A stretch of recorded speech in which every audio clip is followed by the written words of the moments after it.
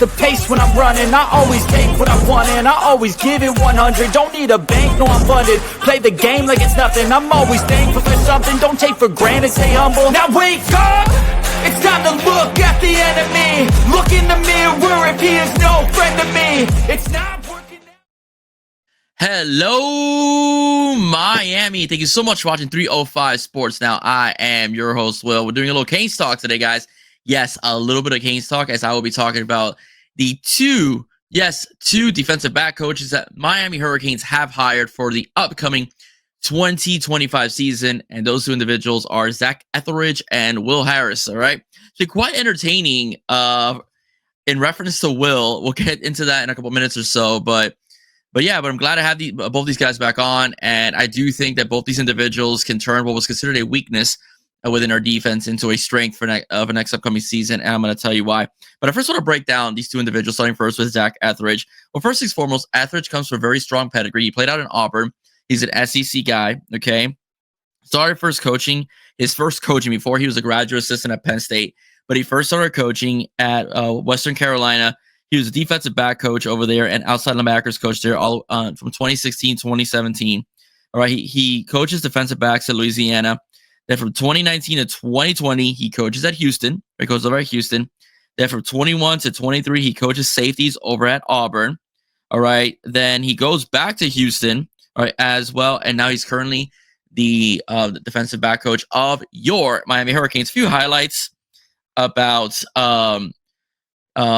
Etheridge. When he was over at Houston in 2024, opponents averaged only 189 per game passing. Okay, that was third best in the Big 12. Right, notable player was Jeremiah Wilson, who graded at 87 for his defensive backfield. So Etheridge comes from a pretty good pedigree. Okay, he an SEC guy, right? He's an SEC guy. Okay, and Houston had a pretty good defense last year, as far as what we see, and according to statistics, known as a very good recruiter, very hands-on coach, very intense, very animated, but a good motivator as well. So you know that with Mario, you have to be able to recruit as well as coach. And I think this is very, very good for the Miami Hurricanes. All right. But the one I really want to talk about is Will Harris, because Will Harris's name has been all over the place.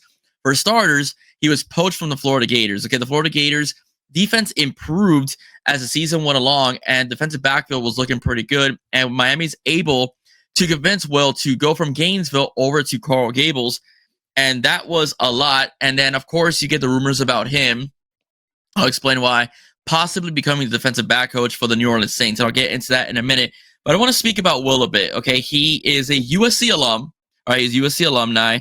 All right, as well. Okay, he is pretty much he was defensive back coach over at Washington the year that he competed in the national championship.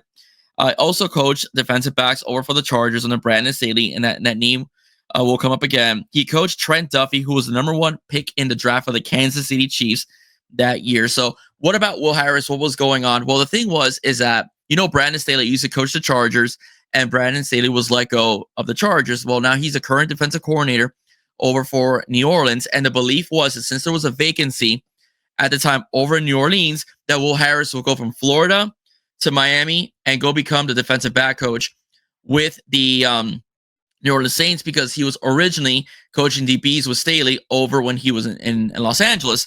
So people were starting to speculate that Will Harris was going to go now from Miami over to New Orleans, okay, and coach with the Saints. And that has not happened.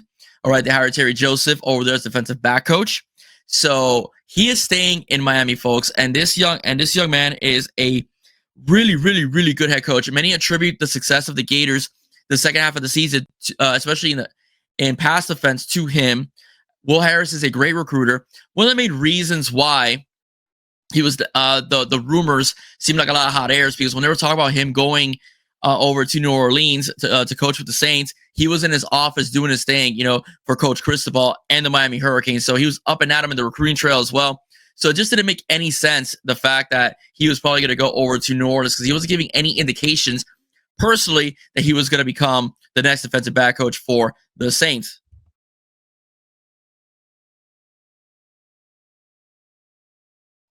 So I'm glad those rumors were squashed. And just to add another note, Kevin Beard is also staying as well. So those two gentlemen were rumored to possibly leave. Both those guys are staying. So the Syracuse rumors are done. They already filled up that vacancy for wide receivers coach. Okay. So anyways, going back to why I think this is such an important hire. Okay. Or two important hires. Number one, I like the fact because first and foremost, you had when Lance Guidry was coaching defense, he was also handling the safety. So you had him as Travis Jackson, over there, working with the defensive backfield. I like the fact that now the defensive coordinator, Corey Heatherman, is going to just worry about the defense. Yes, I think the staff is done. So I think he's also just going to coach linebackers. I haven't heard any rumors that they're going to hire a linebackers coach. But I like the fact that you have two defensive back coaches, one to work with the cornerbacks and one to work with the safeties. I think that's phenomenal.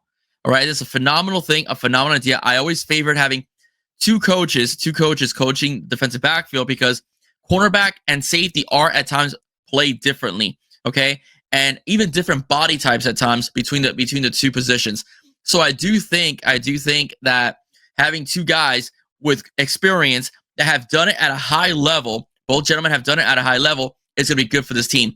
And not only that, the amount of recruits that we brought in from the transfer portal, okay, like guys like Brantley and Lucas and Zachariah Poyser and so on and so forth, plus the guys that we currently have now on the roster that were, recruited over here, guys like Saquon Patterson, Damari Brown, OJ Federic, and then you're bringing guys like Jabari Antoine, Chris Ewald, Bryce Fitzgerald, okay, as well. I think that's going to be really good for this football team because not only are you bringing in two guys that have done it at a high level and are proven coaches and proven recruiters, but you also have what seems to be a very, very, very, very stacked stacked roster for defensive backs. So I'm really excited to see what is going to happen next season with our defensive backfield. So what I'm trying to say here, again, cautious optimism here, guys. Cautious optimism. I do think I am predicting cautiously that the Miami Hurricanes defensive backfield will go from being a weakness in 2024 to now a strength. Because I think both these guys are going to have their players in the right positions to be successful. And I do think Corey Heatherman is going to call the right scheme for the guys that's going to correctly fit their strengths and not their weaknesses. So I'm very happy because number one, we got two guys that can pay attention to the cornerbacks and the safeties. And we also have now the depth on paper, of course, on this roster that could really make some noise and turn some teams over. And that's something that Miami is going to have to do this season. This past season was a waste because we had a fantastic year with Cam Ward. I'm glad we won 10 games, but we had a national championship offense. This team had a national championship caliber offense that you would have to pick your poison to stop. But we had a very, very below average defense, which led us to winning 10 games, but not even making the playoffs. That is inexcusable, and I do not expect that to happen again. I don't expect Miami's offense to be Cam Wardish again, even though I do think we have good guys on our roster, but I do expect better production from our defense that could possibly help us get to the ACC championship game and a possible run at the playoffs. That's all I'm saying, and that's all Canes fans want.